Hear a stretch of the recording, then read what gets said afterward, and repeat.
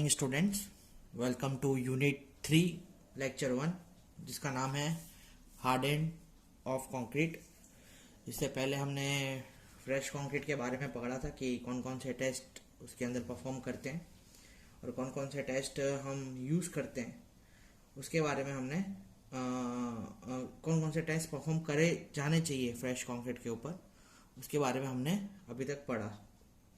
अब जब concrete hard हो जाता है उसके बाद उसके प्लेसिंग करने के बाद उस पे क्या क्या रिएक्शंस आते हैं वो सब भी हमें जानना बहुत इम्पोर्टेंट है कि उस पे कंप्रेसिव स्ट्रेंथ का क्या असर होगा या टेंसाइल स्ट्रेंथ का क्या असर होगा या फोर्सेस उसके ऊपर अगर मैं प्लेस करता हूँ कंक्रीट के अंदर तो वो कंक्रीट सस्टेनेबल रहेगा कि नहीं रहेगा। इन सब चीज़ों के लिए हमको कंक्रीट के हार्ड होने के बाद टेस्ट परफॉर्म करने पड़ते हैं।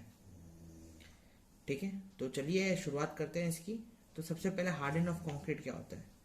तो क्वालिटी ऑफ सीमेंट वर्क जानने के लिए हम ये जो टेस्ट है हार्ड ऑन ऑफ कंक्रीट है ये टेस्ट करते हैं। किसके लिए करते हैं? सबसे पहले हम जो टेस्ट है ये करते हैं कि हमको क्या जाननी है, इसकी जो सीमेंट की क्वालिटी जाननी है। तो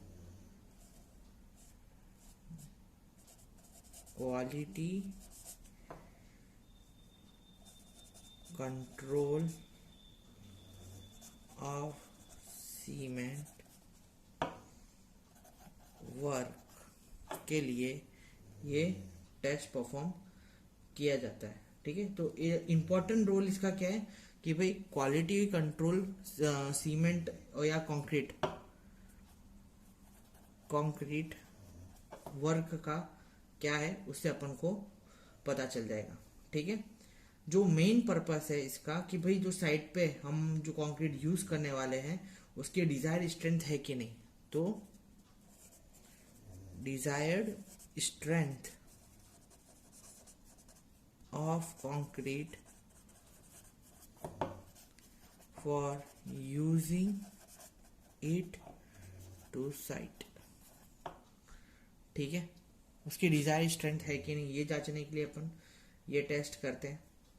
ठीक है, फिर सेकंड जो चीज है हम प्लांट टेस्ट कर सकते हैं उसके सीमेंट का, एग्रीगेट का, ठीक है, फ्रेश कंक्रीट का, जो कि हेल्पफुल रहेगा हमारे कंक्रीट के परफॉर्मेंस के लिए और जिससे हमको पता चलेगा कि स्ट्रेंथ और ड्यूरेबिलिटी ऑफ कंक्रीट क्या है। ठीक है, दो तरीके के जो टेस्ट हैं वो हमारा जो स्ट्रेंथ टेस्ट है दो तरीके में क्लासिफाइड है।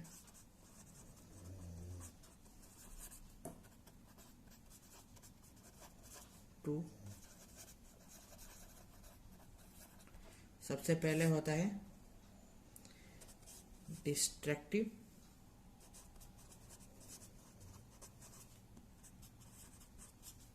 एंड दूसरा होता है नॉन डिस्ट्रक्टिव। नॉन डिस्ट्रक्टिव जो टेस्ट है उसके लिए बहुत सारी मेथड निकालने की कोशिश करी है, पर उस पे हम नाकामयाब रहे।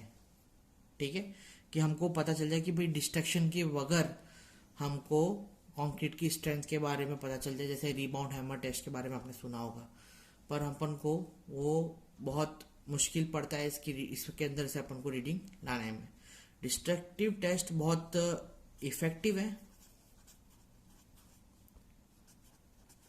और अच्छी मेथड है जिससे अपन को पूरी स्ट्रेंथ मिल जाती है कंक्रीट की और उसकी ड्यूरेबिलिटी भी पता चल जाती है कि वो कंक्रीट आगे यूज करने लायक है कि नहीं। ठीक है, बहुत सारी कंट्रीज में जो हमारा स्ट्रेंथ टेस्ट वो किसके बेस पे होता है? क्यूब और सिलेंडर कास्टिंग की थ्रू होता है। ठीक है, तो हम क्या करेंगे, सबसे पहले सिलेंडर कास्ट करेंगे और उसको और क्यूब कास्ट करेंगे, जिसको 7 दिन का वक्त देते हैं हम लोग क्योरिंग और इन सब के लिए, और उसके ऊपर टेस्ट हम परफॉर्म करेंगे।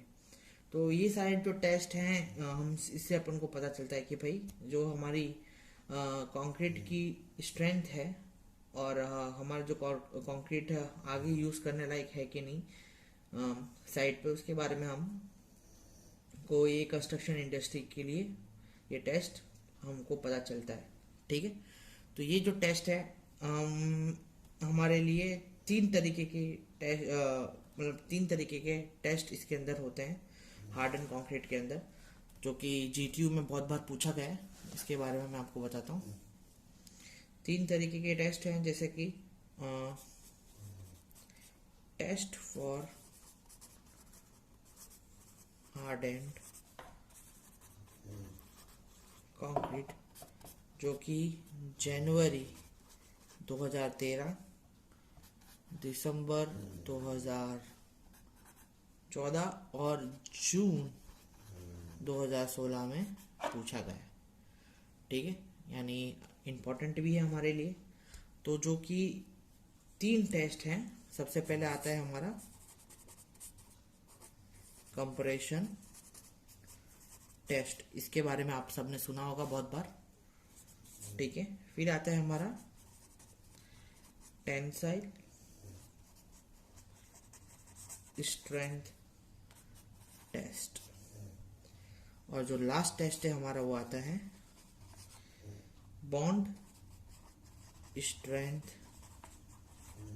टेस्ट। क्लियर है? अब जो कंप्रेसिव स्ट्रेंथ टेस्ट है, इसके बारे में आपने सुना होगा कि भाई क्यूब और सिलेंडर कास्ट करते हैं और उससे हम बनाते हैं, और इसके बारे में अपन आज डिटेलिंग में भी पढ़ने वाले हैं। ठीक है, टेंसाइल स्ट्रेंथ टेस्ट के अंदर दो तरीके के टेस्ट होते हैं। सबसे पहला होता है स्प्लिट सिलेंडर टेस्ट। ठीक है, और दूसरा जो होता है उसका नाम है मॉड्यूलस ऑफ रप्चर टेस्ट। ठीक है, ये तीनों की टेस्ट हैं। ये तीन टेस्ट के बारे में अपन पढ़ेंगे, पर आज सबसे पहले जो टेस्ट के बारे में डिस्कशन होगा वो होगा कंप्रेशन टेस्ट के बारे में। तो चलिए स्टार्ट करते हैं।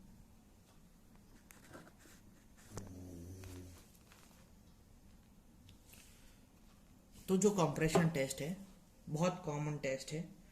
ठीक है, बहुत कॉमन टेस्ट है जो कि यूज होता है ऑलमोस्ट इन एवरी कंट्री। ठीक है, सेकेंड जो कि हमको डिजायरेबल प्रॉपर्टी बताता है कंक्रीट की। ठीक है, जो एकदम सिंपल होता है, it is very simple to perform. एक तो ये it is very simple to perform and give all desirable properties of concrete। ठीक है, फिर थ्री टाइप के कंप्रेसिव टेस्ट के स्पेसिमेन हम यूज करते हैं। ठीक है, तीन टाइप के जो स्पेसिमेन हैं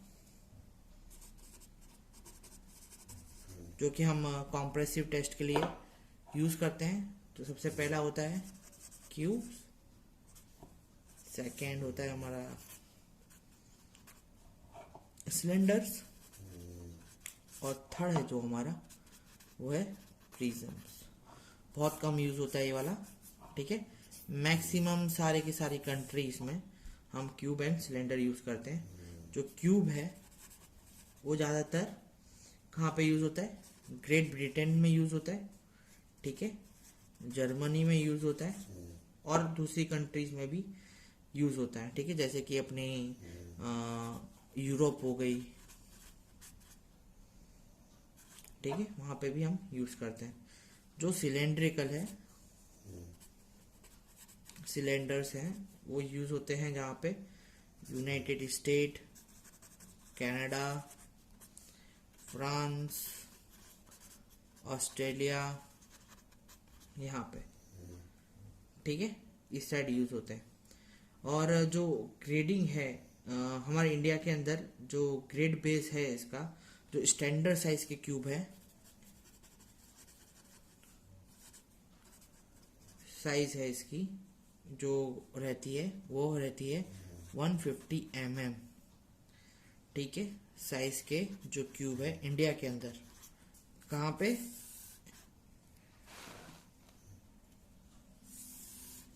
इंडिया में यूज होते हैं, ठीक है। यहाँ तक सबको क्लियर होगा, ठीक है। मतलब जो क्यूब है इस तरीके का क्यूब होगा,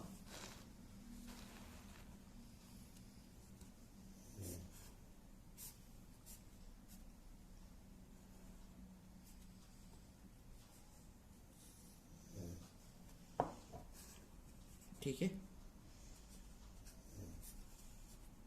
150 mm, 150 mm, ठीक है, और 150 mm। इस तरीके से जो स्टैंडर्ड क्यूब है वो हम यूज करते हैं, ठीक है। और अगर एग्रीगेट की जो साइज है वो 20 mm से, एग्रीगेट की जो साइज है वो 20 mm से कम है, ठीक है, तो हम 100 mm का भी क्यूब जो है यूज करते हैं, ठीक है, समझ में है। 100 mm का भी, 100 mm के साइज का भी हम क्यूब यूज करते हैं। और कभी कभी जो टेस्ट है वो हमारे सिलेंडर में भी परफॉर्म होते हैं, ठीक है, जिसका जो सिलेंडर का जो डायामीटर रहता है, जो सिलेंडर है उसका डायामीटर रहता है 150 mm डायामीटर, ठीक है, और इसकी जो हाइट रहती है वो 300 mm की रहती है, ठीक है।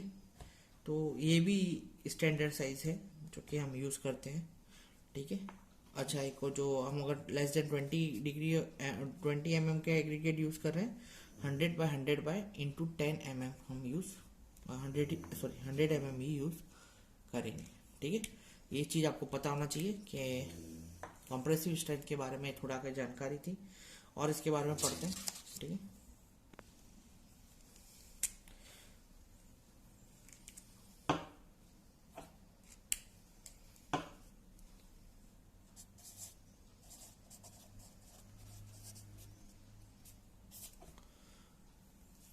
ऑब्जेक्ट के बारे में बता दिए थे, मैं बता दिया था मैंने आपको कि कौन सा ऑब्जेक्ट यूज़ करते हैं।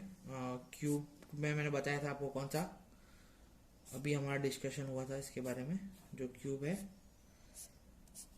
वो हमारा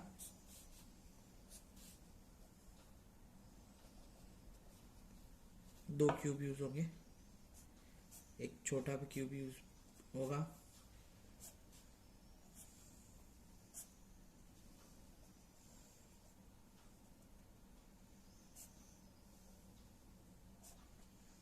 और सिलेंडर यूज होगा,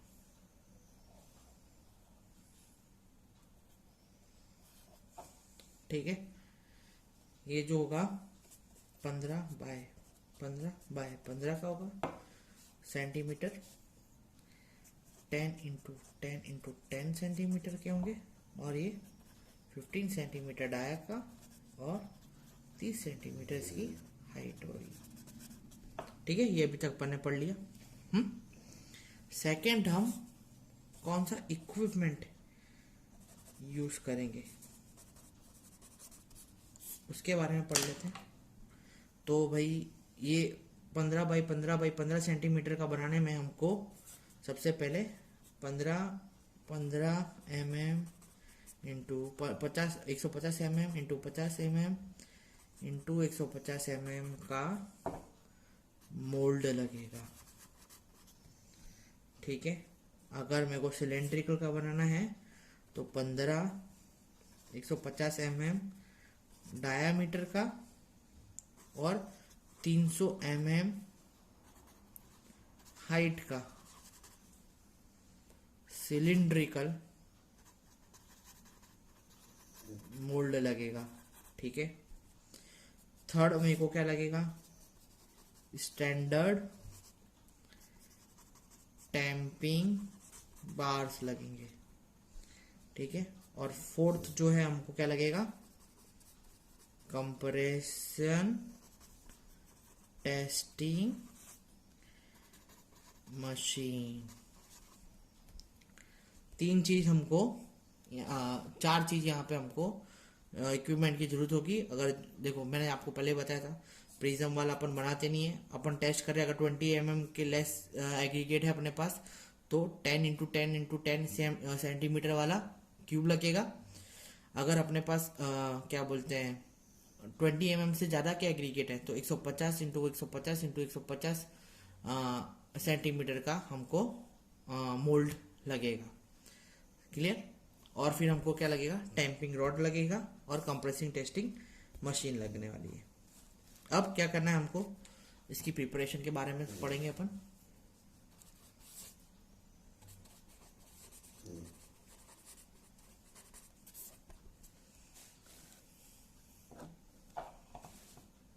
प्रिपरेशन क्या करेंगे हम इसके अंदर, सबसे पहले हम क्या करेंगे, M20 ग्रेड का कंक्रीट बनाएंगे।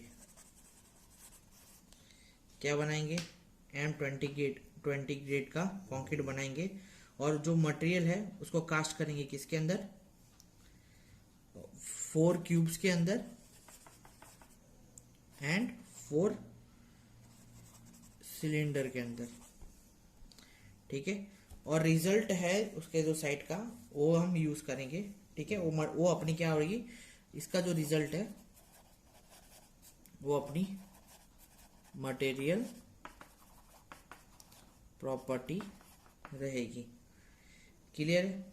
ठीक है, फिर इसके अंदर अपन को क्या करना है, सबसे पहले ये बनाने के लिए अपन को क्या करना पड़ेगा, मिक्सिंग करना पड़ेगा। ठीक है, मिक्सिंग किसका, कंक्रीट के सारे मटेरियल का। या तो उसको अपन हैंड मिक्स भी कर सकते हैं और उसको अपन मशीन मिक्स भी कर सकते हैं। बस उसकी कंसिस्टेंसी है कंक्रीट की वो अपनी अच्छी बननी चाहिए। अभी सबसे पहले सीमेंट एंड सैंड को अच्छी तरीके से मिक्स करेंगे। फिर उसके अंदर क्या करेंगे अपन, कोर्स एग्रीगेट डालेंगे। ठीक है, कोर्स एग्रीगेट डालने के बाद उसके अंदर क्या करेंगे अपन, वाटर ऐड करेंगे, है ना। फिर उसका पूरा एक होल मास बन जाएगा और 2 मिनट के लिए उसको क्या करेंगे अपन, अच्छी तरीके से छोड़ देंगे। एक यूनिफॉर्म कलर आ जाना चाहिए। ठीक है, कब तक सब मिक्स करना है, जब तक अपन को यूनिफॉर्म कलर ना मिले। ठीक है, फिर वो स्लम्प है उसको हम कंक्रीट मेजरिंग उसका स्लम्प टेस्ट करेंगे, उसका जो वर्केबिलिटी क्या करने के लिए, वर्केबिलिटी जानने के लिए। ठीक है, अगर वर्केबिलिटी सही है, ठीक है, तो फिर उसके बाद क्या करेंगे अपन, मोल्ड को ऑयलिंग करेंगे, जिसकी वजह से जो क्या होगा, जो कंक्रीट है हमारा, क्यों करेंगे, कंक्रीट स्टिक ना हो जाए, कहाँ पे स्टिकिंग ना हो जाए, कहाँ पे, मोल्ड में। ठीक है, ये करेंगे तो ये प्रिवेंट करेगा concrete sticking, prevent to mould, ये करेंगे अपन। फिर क्या करने वाले अपन वो जो कंक्रीट का मोल्ड है उसको भरेंगे 3 लेयर में।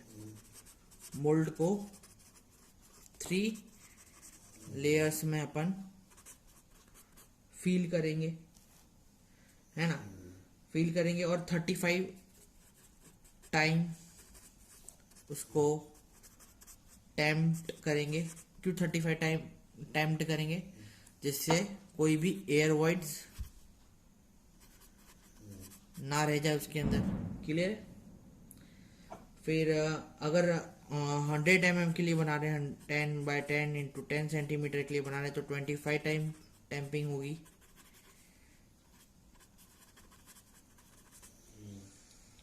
ठीक है, ये सब क्लियर है।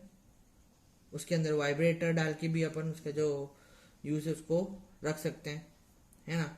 फिर उसको अपन क्या कर देंगे, 90% ह्यूमिडिटी मॉइस्चर के लिए उसका जो टेम्परेचर है 24 आवर्स के लिए उसको 27 डिग्री प्लस 2 डिग्री ऊपर नीचे हो सकता है उस टेम्परेचर में। किसके लिए? ह्यूमिडिटी मॉइस्चर के लिए, ह्यूमिडिटी मेंटेन रखने के लिए उसको अपन रख देंगे। ठीक है, ह्यूमिडिटी मेंटेन रखने के लिए कौन कितना टेम्परेचर पर रखा अपन है? 27 टू प्लस और माइनस 2 डिग्री सेल्सियस पे रखेंगे। ठीक है, फिर एक दिन होने के बाद उसको मोल्ड से निकालने के बाद उसको क्योरिंग के लिए अपन रख देंगे। ठीक है, अपन 24 घंटे में भी उसका टेस्ट कर सकते हैं, तो अपन को उसकी एक लगभग स्ट्रेंथ 24 आवर में भी उसका जो टेस्टिंग है हो सकता है, पर उसकी लगभग स्ट्रेंथ अपन को मिलेगी कि कितना content of absorption of water अपन को मिला। तो ये अपन सब कर सकते हैं। ठीक है, ये जो पॉइंट था वो था पॉइंट किसके लिए? वो पॉइंट था अपना प्रिपरेशन, कि भाई किस तरीके से अपन मोल्ड की प्रिपरेशन करते हैं। ठीक है, इसके अंदर ही एक और आता है कैपिंग स्पेसिमेन।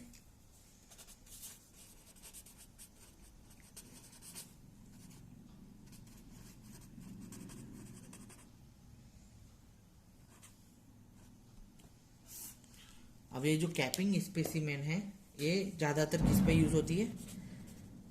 सिलेंड्रिकल मोल्ड्स में यूज होती है। ठीक है, एक बार सिलेंडर बन जाता है ना, तो उसके ऊपर फाइन सीमेंट का हम एक थिक लेयर बना सकते हैं।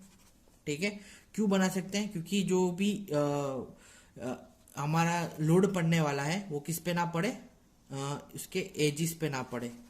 किसके? सिलेंडर के एजिस पे ना पड़े। इसके लिए अपन क्या बनाते हैं? एक थिक लेयर बनाते हैं। किसके ऊपर बनाते हैं?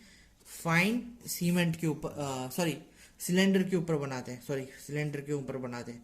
किसकी बनाते हैं? फाइन सीमेंट की एक थिक लेयर बनाते हैं। ठीक है, एक कैप बनाते हैं। समझ में है? तो उसके लिए अपन को क्या चाहिए होता है? एक ग्लास चाहिए होता है जिसकी जो थिकनेस है 6 से 5 mm की होनी चाहिए। ठीक है, अभी क्या है, जैसे कि ये सिलेंडर है, इसके ऊपर मैंने क्या डाला? सीमेंट डाला। अब इसको दबाने के लिए मैं क्या करूंगा? इसके ऊपर ग्लास का इस तरीके का 6 से 5 mm का ग्लास का थिकनेस लूंगा और ये जो ग्लास है इसके ऊपर पुटअप करूंगा। तो ये पुटअप करूंगा तो क्या हो जाएगा? ये जो मोल्ड है वो सब स्प्रेड हो जाएगा। समझ में आया? तो इसके ऊपर एक कैप बन जाएगी इस तरीके की। ठीक है, जो कि अपन को क्या देगी? एकदम स्मूथ सरफेस देगी। जो अपन को क्या देगी? स्मूथ सरफेस देगी। क्लियर है? तो इस तरीके से जो है हमारा हम कैपिंग करते हैं स्पेसिमेन की। किसके लिए? एक स्मूथ सरफेस पाने के लिए ये जो कैपिंग है हमारी अपन को करनी पड़ती है। ठीक है, जिससे जो हमारी कंप्रेसिव स्ट्रेंथ है वो उसके अंदर कोई डिफ्लेक्शन ना है। अपन को पूरी की पूरी जो कंप्रेसिव स्ट्रेंथ है पूरी एरिया की अच्छी तरीके से हमको कंप्रेसिव स्ट्रेंथ मिल जाए। ठीक है, जिप्सम भी यूज करते हैं अपन कैपिंग के लिए। नीट सीमेंट यूज कर सकते हैं, सीमेंट मोटार यूज कर सकते हैं, सल्फर यूज करते हैं हार्ड प्लास्टर यूज कर सकते हैं। तो ये सारी चीजें अपन कैपिंग के लिए यूज कर सकते हैं। टेस्टिंग के लिए जो कंप्रेसिव स्ट्रेंथ रहती है वो अपन को उसके लिए कितने दिन तक रुकना पड़ता है, 7 to 28 डेज के लिए रुकना पड़ता है, ठीक है। और वो जो कंप्रेसिव स्ट्रेंथ है उसको अपन को अच्छी तरीके से वाटर क्योरिंग करनी पड़ती है, ठीक है, तब अपन को उसका जो टेस्टिंग का है वो रिजल्ट मिलेगा, ठीक है। जो in case of cube testing the load is applied to the opposite side of the cube as the cast, मतलब जैसे कि ये है हमारा क्यूब, ऊपर से तो कास्टिंग खुली रहेगी, ठीक है। तो ऊपर से जो कास्टिंग है, ये मोल्ड है, सॉरी क्यूब का मोल्ड है, ठीक है ना, ऊपर से खुला होगा। तो मैं यहाँ पे और यहाँ पे जो लोड है अप्लाई नहीं करूंगा, मैं ये जो क्यूब है उसको, जो कंप्रेसिव टेस्टिंग मशीन है उसको मैं ऐसे उल्टा करके रखूंगा, ठीक है। मतलब ये वाला जो फेस है ये या तो उसको फेसिंग कर रहा होगा कंप्रेसिंग मशीन की प्लेट को, या तो ये वाला फेस उसको कर रहा होगा, फेस कर रहा होगा। बॉटम और जो अप पार्ट है उसको अपन up part and bottom part, upper part, sorry up part नहीं, upper part and the bottom part को हम नहीं लेंगे किसके अंदर, कंप्रेसिव टेस्टिंग मशीन के अंदर। अपन कौन से लेंगे, पैरेलल साइड्स को,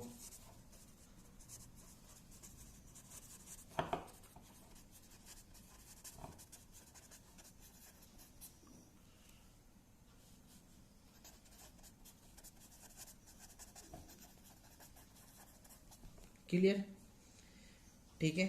अब मेरे को कंप्रेसिव स्ट्रेंथ निकालनी है,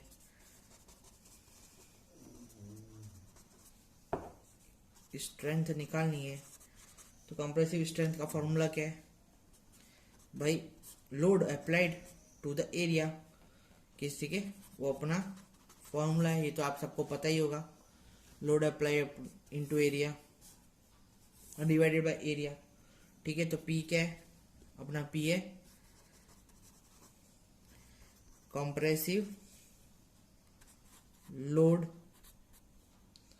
एट फेलियर इन एन, मतलब जब क्यूब फेल होगा हमारा, जब क्यूब फेल होगा तो वो लोड अपन क्या कर लेंगे, नोट कर लेंगे। और ए क्यूब का एरिया मैंने आपको बताया था, क्या था क्यूब का एरिया, चलिए फटाफट अपने दिमाग में लिखिए जब तक मैं इसका पूरा डेफिनेशन लिख देता हूं। क्या था क्यूब का एरिया, अभी हमने पढ़ा था क्यूब का एरिया क्या था, 150 mm इंटू 150 mm, तो कितना होगा 22500 mm स्क्वायर। वहीं पे अगर सिलेंड्रिकल है तो क्या होगा, area pi by 4 D square, what is D, D is 150 mm, तो क्या होगा pi by 4 150 square is equal to 17671 mm square. समझ में आया। तो सिलेंडर के लिए कितना एरिया लेंगे अपन, 17671 mm स्क्वायर, और क्यूब के लिए कितना एरिया लेंगे अपन, 22500 mm स्क्वायर। क्लियर है, इस तरीके से टेस्टिंग होगी और उसका रिजल्ट, अब जो रिजल्ट है वो क्या होगा, तो भाई एवरेज ऑफ 3 क्यूब जो होगा हमारा रिजल्ट होगा, इनके अंदर इंडिविजुअल वेरिएशन, मतलब एक क्यूब के बाद दूसरे क्यूब का इंडिविजुअल वेरिएशन 15% से ज्यादा should not be increase more than 50%, 15% से ज्यादा वेरिएशन इसके अंदर नहीं आना चाहिए, ठीक है। तो आपका जो रिजल्ट है वो सही डायरेक्शन में जाना है, वरना वो जो टेस्ट है वो फेल हो गया हमारा, ठीक है। तो ये था हमारे पूरा टेस्ट कि इस तरीके से परफॉर्म किया जाता है हमारा जो कंप्रेशन टेस्ट है, इस तरीके से हम परफॉर्म करते हैं। और भी 2 पॉइंट है जो जिसका नाम है failure of compression specimen.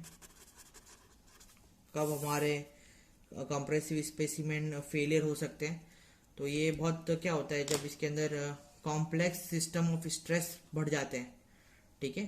Compressive test impose होता है जब कंप्रेसर लगता है, ठीक है, कंप्रेस लग रहा है हमारे सैंपल के ऊपर, और वो क्या हो गया, कॉम्प्लेक्स हो गया सिस्टम स्ट्रेस के अंदर, मतलब टेंजेंशियल फोर्स है वो डेवलप हो गया। अब टेंजेंशियल फोर्स किसको बोलते हैं, मतलब परपेंडिकुलर जो फोर्स है वो डेवलप हो गया उसके अंदर लेटरल फोर्स से ज़्यादा, ठीक है। कहाँ पे हो गया, मतलब ये हमारा सिलेंडर है और ये हमारी प्लेट है, तो ये क्या होगा, जो tangential force end of the beam में अगर डेवलप हो जाता है, ठीक है, किसकी वजह से, स्टील प्लेट्स की वजह से टेस्टिंग मशीन की, तो क्या होगा, जो क्यूब है वो लेटरल एक्सपांशन में चली जाएगी, यानी जो उसका हमारा क्यूब है उसका लेटरल एक्सपांशन ऐसा होगा, मतलब वो जो टूटेगा वो यहाँ से टूटेगा, समझ में है।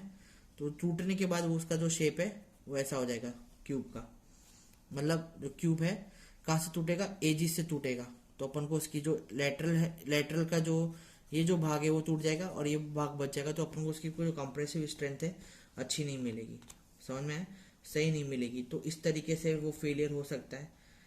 फ्रिक्शन की वजह से ये फेलियर होता है, या फ्रिक्शन अच्छी तरीके से नहीं हो पा रहा है किसका, हमारी जो प्लेट है और क्यूब का, तो उसके लिए हम बहुत सारी चीज़ें भी यूज़ कर सकते हैं। क्या यूज़ करते हैं, तो प्रेफी वैक्स यूज़ करते हैं, फिर ग्रीस यूज़ करते हैं, तो ये सारी चीज़ें हम यूज़ करते हैं फ्रिक्शन के लिए इसके अंदर, ठीक है। जो हमारा जब हम सिलेंड्रिकल मॉड्यूलस ऑफ इलास्टिसिटी है स्टील की, वो 5 से 15 टाइम हायर रहती है, ठीक है, इसके अंदर, और जो मॉड्यूलस जो पॉइजन रेशियो है वो डबल हो जाता है जब हमारा ये कंडीशन होता है, जब लेटरल एक्सपांशन होता है, मतलब ये जब लेटरल एक्सपांशन होता है तो क्या होता है, जो स्टील होती है हमारी, उसकी मॉड्यूलस ऑफ इलास्टिसिटी कितनी हो जाती है, 5 to 15 टाइम हायर हो जाती है, और जो पॉइजन रेशियो वो डबल हो जाता है, तो जिसकी वजह से लेटरल स्ट्रेन, जिसकी वजह से क्या होगा, लेटरल स्ट्रेन जनरेट होता है, ठीक है। और जो टेंजेंशियल फोर्स है, परपेंडिकुलर जो फोर्स है, लेटरल स्ट्रेन जनरेट होगा, तो क्या होगा, जो वो क्या इंड्यूस करेगा, परपेंडिकुलर फोर्स इंड्यूस करेगा, किसके बीच में, एंड सरफेस के बीच में, और किसके बीच में, ये प्लेट के बीच में, ये कंप्रेसिव प्लेट के बीच में, ठीक है। आप ऐसे इमेजिन करो, ये कंप्रेसिव प्लेट है, यहाँ से कंप्रेशन फोर्स लग रहा है, ठीक है, ये क्यूब के ऊपर है ना, तो ये जो क्या है हमारा नीचे जो फोर्स है इसके बीच में और इसके बीच में क्या टेंजेंशियल फोर्स वो हो रहा है, डेवलप हो रहा है, ठीक है, जिसकी वजह से क्या होगा, लेटरल एक्सपांशन होगा। ये जो लेटरल एक्सपांशन हुआ है वो टेंजेंशियल फोर्स की वजह से हुआ है, तो फिर हमारा ये जो सैंपल है वो क्या हो जाएगा, खराब हो जाएगा, क्योंकि वो इंड्यूस नहीं कर पाया, ठीक है। क्रैक, उसको अच्छी तरीके से क्रैक पड़ना चाहिए, तो क्रैक नहीं पड़ा, वो क्या हुआ, एजिस के निकल गया, तो इससे की जो कंप्रेसिव स्ट्रेंथ हमको मिलेगी वो गलत मिलेगी। तो ये जो हमारा लेटरल एक्सपांशन हुआ ना, उसकी वजह से जो हमारा एक क्यूब है वो बर्बाद हो गया, ठीक है। तो ये जो ना हो इसके लिए हम अच्छी तरीके से कवर प्रोवाइड करते हैं, कैप प्रोवाइड करते हैं, या तो हम क्या करते हैं, ग्रीस या फ्रिक्शन उसके अंदर बिटवीन अच्छा हो वो हम ध्यान रखते हैं। तो ये सारी चीज़ें हम ध्यान रखते हैं, समझ में आया। और फिर जो लास्ट पॉइंट है हमारा कंप्रेसिव स्ट्रेंथ का, वो है 8th effect of height and diameter ratio of strength. अब इसके अंदर ऐसा दिया है कि भाई जो हमारी हाइट और क्या बोलते हैं उसका डायमीटर रहता है, मतलब जो हाइट है सिलेंडर की वो इक्वल होती है किसके, ट्वाइस द डायमीटर, ठीक है, जो हाइट है वो 2D रहेगी, पर ये बहुत सारी जगह पे पॉसिबल नहीं है। कहाँ पे? जहाँ पे मैं कोर कटर टेस्ट करूँगा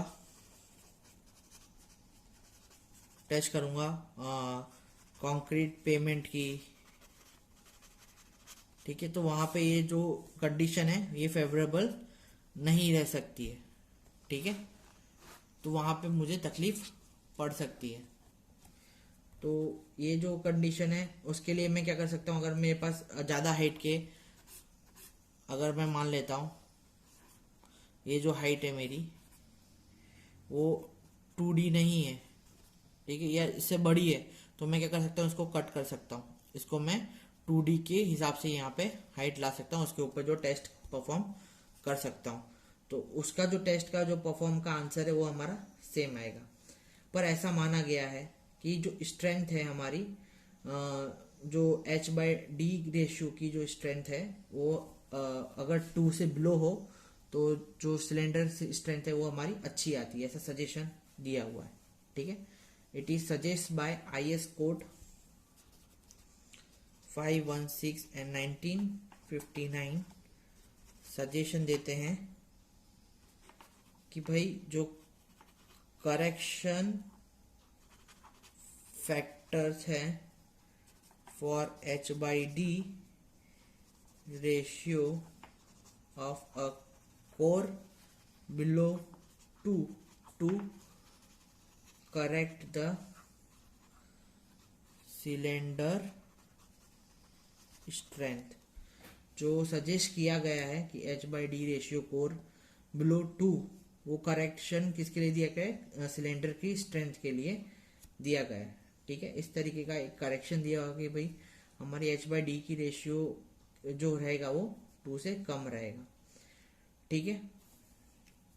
और अगर भी क्या बोलते हैं हाइट और H/D नहीं है और उसको इक्विवेलेंट क्यूब के स्ट्रेंथ में लेके आना है, तो हम उसको स्ट्रेंथ को, जो भी स्ट्रेंथ आएगी इसको 1.25 से मल्टीप्लाई भी कर देंगे ना, तो भी अपन को जो हमारी स्ट्रेंथ है मिल जाएगी, ठीक है। तो इस तरीके से कंप्रेसिव स्ट्रेंथ के बारे में ये थोड़ा आज का हमने पढ़ा, ठीक है। कल हम हार्ड एंड कंक्रीट के बारे में ही आगे पढ़ेंगे, कंप्रेसिव स्ट्रेंथ ऑफ क्यूब और सिलेंडर के बारे में, मतलब किस तरीके से फाइंड की जाती है।